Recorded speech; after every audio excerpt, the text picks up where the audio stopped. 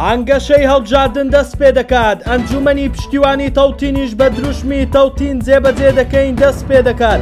دوای هێرشەکەی شەوی ڕابردووی هێزەکانی حکوومەتی دیمەشق بۆ سەر هەسەدا، ئەمریکا لە ڕۆژاوا بنکە سەربازیەکانی بەهێزتر دەکات. حکوومەت هێرێم لەبارەی 120 ملیاری داهاتی ناوخۆ بۆ بەغدا بڕیار دەدات. بە بڕیاری کۆمیسیۆن ئەم شەو کاتژمێر 12 بانگەشەی هەڵبژاردن بۆ خولی پێنجەمی پەرلەمانی عێراق دەست پێ دەکات. لایەنەکانی کوردستانیش خۆیان بۆ هەڵبژاردنەکان ئامادە کردووە. بەشێک لە لایەنەکانیش دروشمەکانی خۆیان ئامادە کردووە.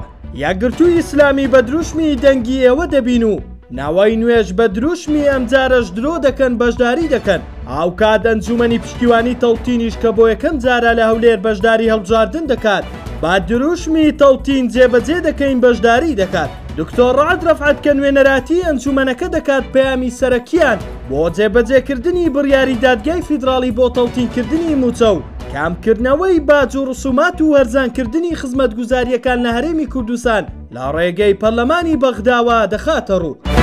دوای ئەوەی پنتاگۆن بڕیاری کەمکردنەوەی سەربازەکانی لە عێراقدا ڕوانگەی سووری بۆ مافەکانی مرۆڤڵاوی کردوتەوە، هێزەکانی ئەمریکا بلۆکی چیمەنتۆ و کەرەسەی هەڵکەندنیان گواستۆتەوە بۆ بنکەی قەسرەک لە باکووری حەسەکە.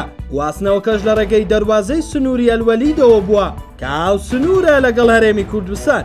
ئەمڕۆ پێنجشەممە ڕوانگەی سووری ئاشکرای کردووە هێزەکانی ئەمریکا لە حەسەکە لە هەوڵی بەهێزکردنی بنکەکانیەتی و ئەم هەنگاوە لە چوارچێوەی هەوڵە بەردەوامەکانی هێزەکانی هاوپەیمانی نێودەوڵەتی بۆ بەهێزکردن و فراوانکردنی سنووری هێزەکانیان لە ناوچەکەدا دێت. ئەوە لە کاتێکدا شەوی ڕابردوو لە ڕێگەی یاویەوە هێزێکی زۆری سوپای سووریا هێرشیان کردە سەر شەروانانی هێزەکانی سووریای دیموکرات هەسەدا کە بە گوێرەی زانیاریەکان هێرشەکە تێشکێنراون و ژمارەیەک تەرمیش بەجێ ماون.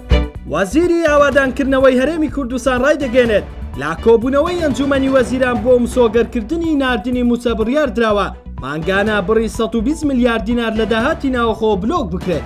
دانا عەبدولکەریم وەزیری ئاوادانکردنەوە و نیشتەجێکردن ڕایگەیان لە کۆبوونەوەی دوێنێ ئەنجومەنی وەزیران وەزارەتی دارایی ڕاست پێردراوە مانگانە بڕی 120 ملیار دینار لە داهاتی ناوخۆ ئامادە بکات. ئەوەشی وتووە ئەو هەنگاوە بۆ ئەوەیە مانگانە هەر کاتێک پارەی موچە ئامادە بوو ڕاستەوخۆ 120 ملیار دینارەکە ڕەوانەی بەغدا بکرێت و چیدی کێشەی دواکەوتنی موچە دروست نەبێت.